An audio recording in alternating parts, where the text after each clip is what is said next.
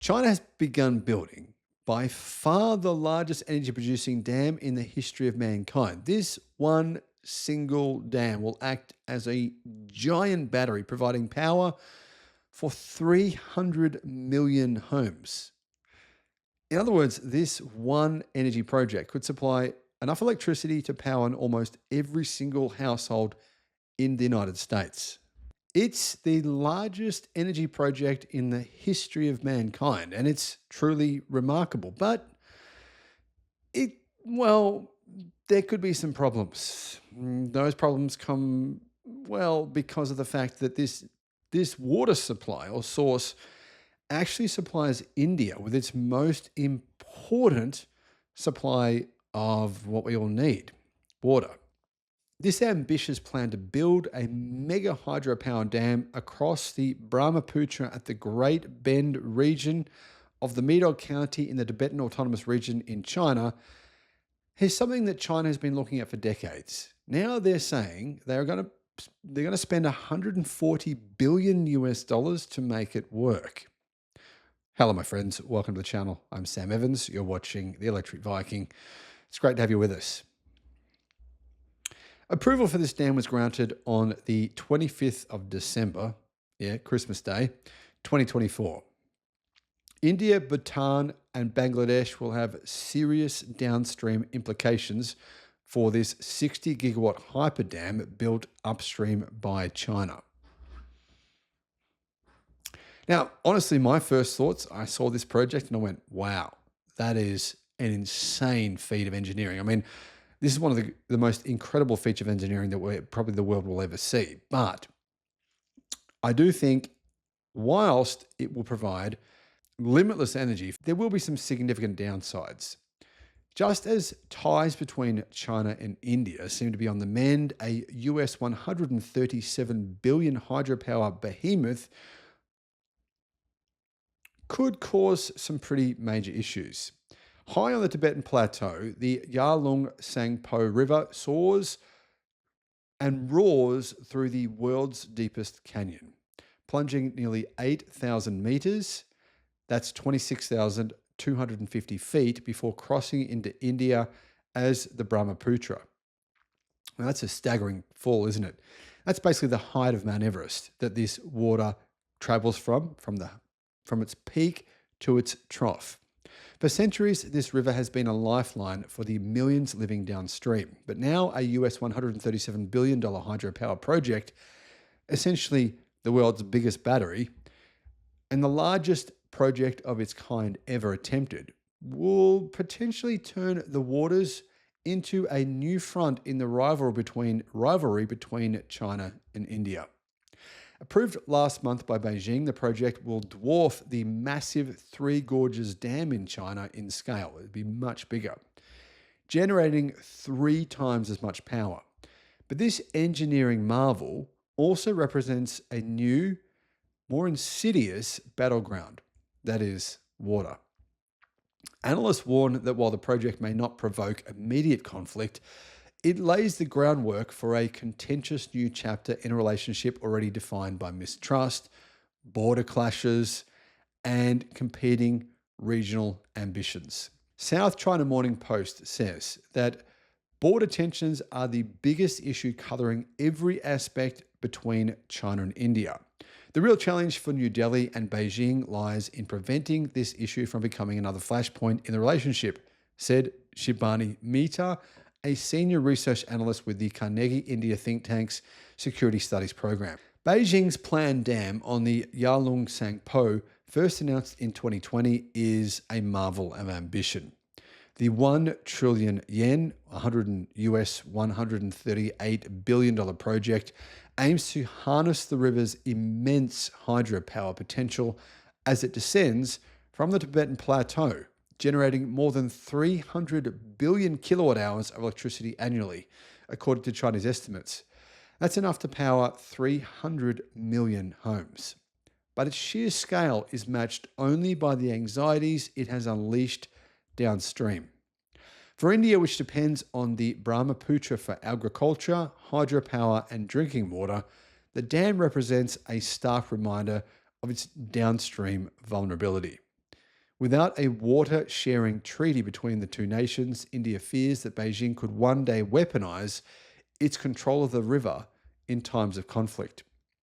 China is the upper riparian nation, and it is definitely exploiting that position in this case, said Gunjan Singh, an associate professor at OP Jindal Global University, specializing in China-South Asia relations. She pointed to Beijing's reluctance to share hydrological data, a long-standing frustration for Delhi that has already caused disruptions in flood management and agriculture.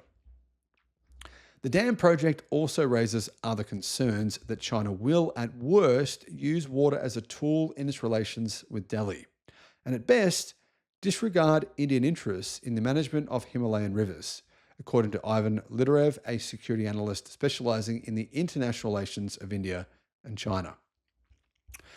India's position of weakness on this issue is yet another reason for concern, he said. While India resents Chinese dam building, it can do very little to stop it because China, as the upstream country, holds all the cards.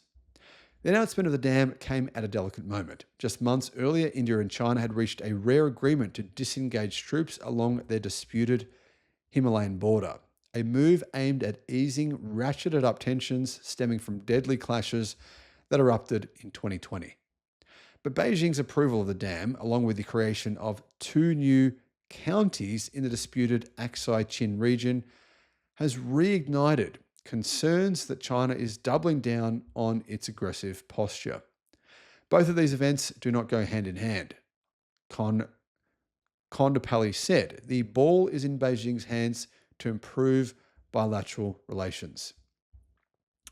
Now, one of the other challenges for this dam is also the fact that it's in a pretty isolated region.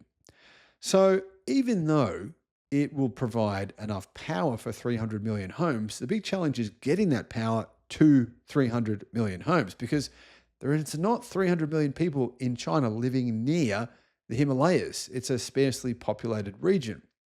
So China will have to spend enormous amounts of money building grid infrastructure and the cabling to get this power all the way over to the populations that need it. You can see there's some pretty significant challenges here.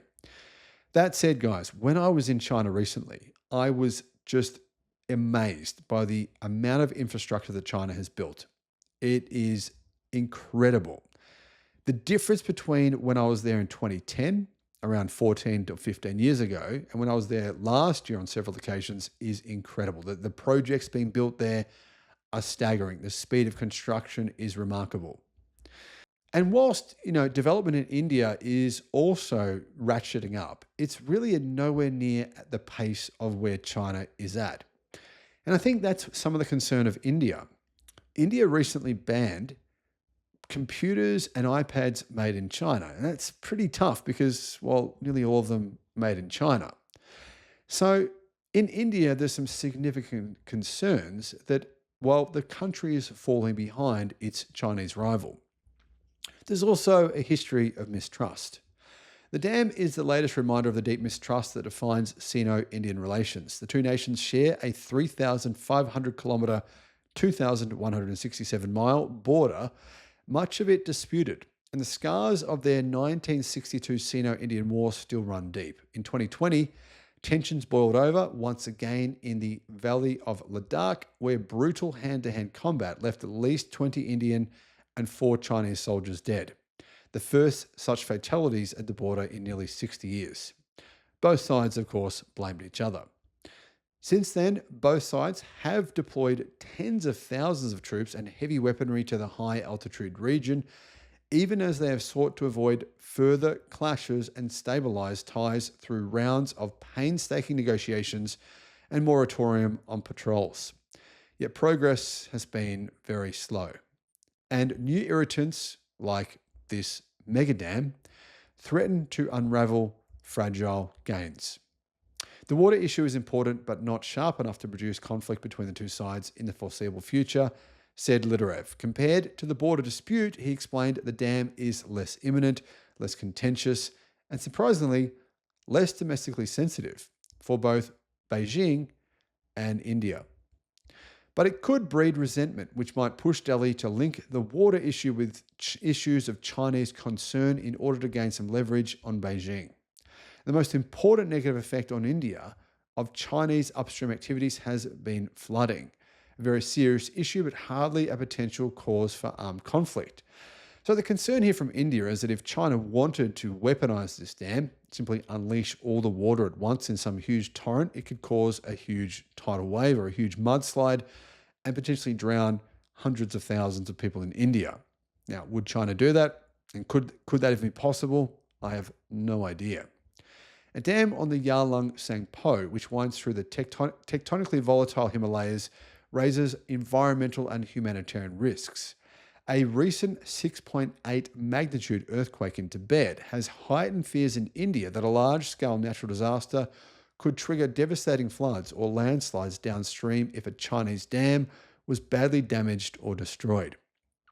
The risk of earthquakes is always there, which may bring a huge humanitarian crisis, warned Rajiv Ranjan, an associate professor of international studies at Nalanda University in India. And really the truth is here that yes, earthquakes in the Himalayan region are very common and potentially devastating. And really, how big of an earthquake would you even need for something like this to have catastrophic consequences? Well, I don't know, but I'm assuming it is a possibility. China's dam building spree on trans-boundary rivers, 4 have already been completed upstream of the proposed Yarlung Tsangpo project, has long been a source of tension with its neighbours, including Bhutan and Bangladesh. But India itself has also built 2 dams on the Brahmaputra with more in the planning stages. This tells us that neither country is worried about the environmental consequences or the dislocation of populations, which are actually serious problems, said Rafiq Dasani, an economist and Asia-Pacific analyst with the US-based RAND Corporation think tank, adding that there is scope for coordination to make sure that water releases are managed to ensure that there is no flooding due to the dam's activities. India and China share several transboundary rivers, not just the Yarlung Tsangpo or the Brahmaputra. But the lack of a comprehensive water sharing agreement has deepened insecurities on the Indian side of the border due to China's control of dams upstream. India will continue to distrust China, given the history of repeated border conflicts and incursions, Singh said, make the conclusion of a water sharing treaty difficult. Carnegie India's Mehta suggested that a dedicated water management dialogue, separate from border and other bilateral talks, would be useful to avoid exacerbating tensions and to avoid an actual war from breaking out. While the dam has obviously drawn attention and concern from India, it is yet to provide or to provoke a strong official response from Delhi. Analysts suggest that this reflects a calculated effort to avoid derailing the fragile detente between the 2 nations. It is unlikely that the 2 sides will allow the dam, an important issue but not a crucial one, to upset the thaw, destabilise the border situation, and help progress towards a much-needed improvement of relations, said Dev, comparing the Indian government's relatively restrained response to the dam with what he described as the great agitation surrounding the issue in the country's media. The media in India are panicking. They believe this is a real potential humanitarian crisis. Yet the long-term implications are harder to ignore. As climate change exacerbates water scarcity across Asia, the strategic importance of rivers like the Yarlung Tsangpo is only set to grow.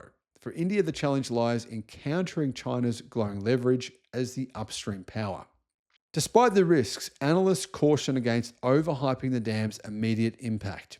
Water might not make it to the top spot of contentious China-India issues, but it will certainly rank high on their list. For now, the border dispute remains the sharpest point of friction.